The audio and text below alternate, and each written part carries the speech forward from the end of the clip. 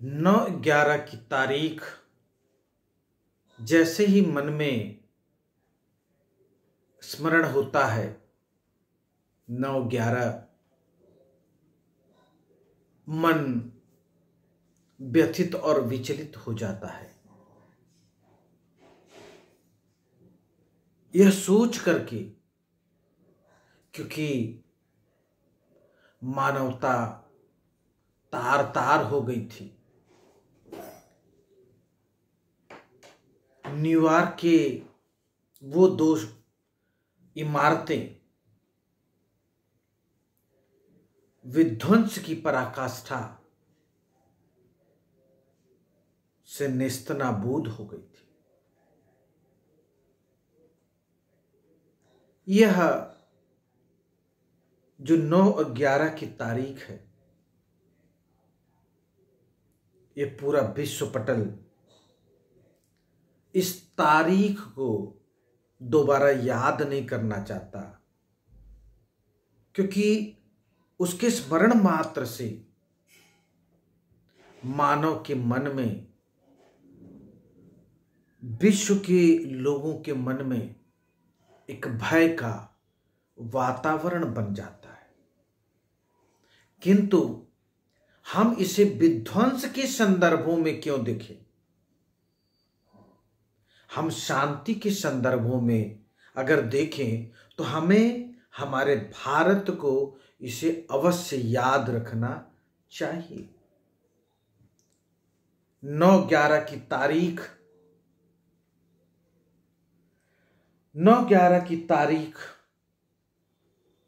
1893 हमें इसलिए याद रखना चाहिए कि मानवता का संदेश भारत ने दिया था, शांति का संदेश। शांति एक ऐसा शब्द है जिसका बहुत बड़ा विस्तार है।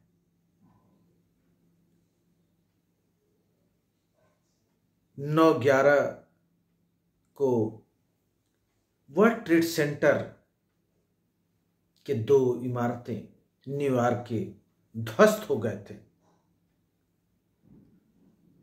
लेकिन हमने अभी आपको बताया कि हमें इसे स्मरण करने की इसलिए आवश्यकता है क्योंकि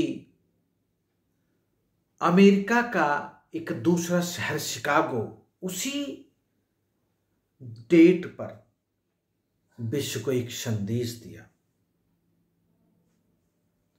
वह संदेश स्वामी विवेकानंद जी द्वारा दिया गया। आप शायद विश्वास नहीं करेंगे, स्वामी विवेकानंद जी के 5 शब्द, और वो जो 5 शब्द रहे उस शिकागो के हॉल में भरे हुए लगभग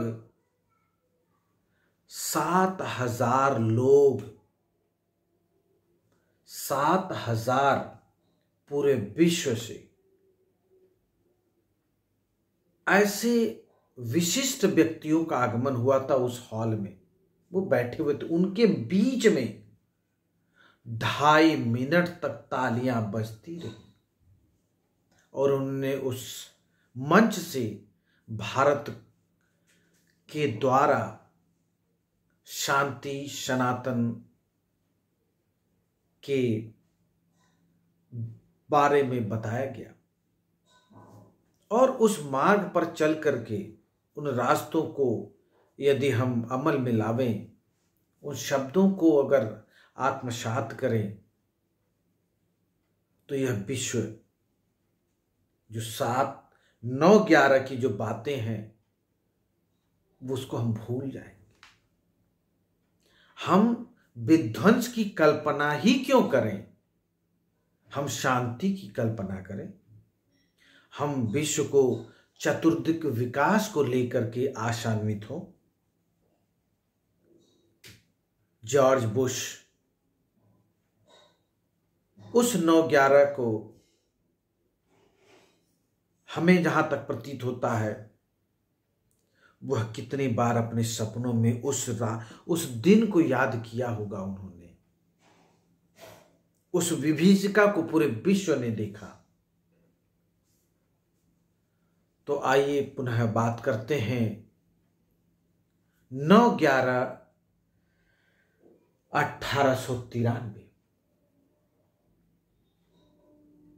शिकागो शहर में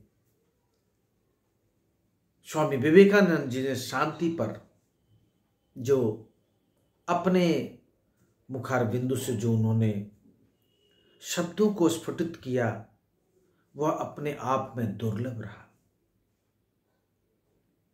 स्वामी विवेकानंद जी का नाम बहुतों को पता नहीं होगा, नरेंद्र नाथ दत्त। स्वामी विवेकानंद जी के विषय में जो हमने अध्ययन किया, हमने जो पाया है, ऐसा कहा जाता था, आज भी कहा जाता है कि वो बहुत ही तीक्ष्ण बुद्धि के बालक थे। जब वो विद्यालय अध्ययन करते थे तो जिस पृष्ठ को वो पढ़ लिया करते थे उस पृष्ठ को उस पुस्तक से हटा दिया करते थे, क्योंकि उस पृष्ठ पर अंकित जितने भी शब्द होते थे उनके मस्तिष्क पटल पे अंकित हो जाते थे।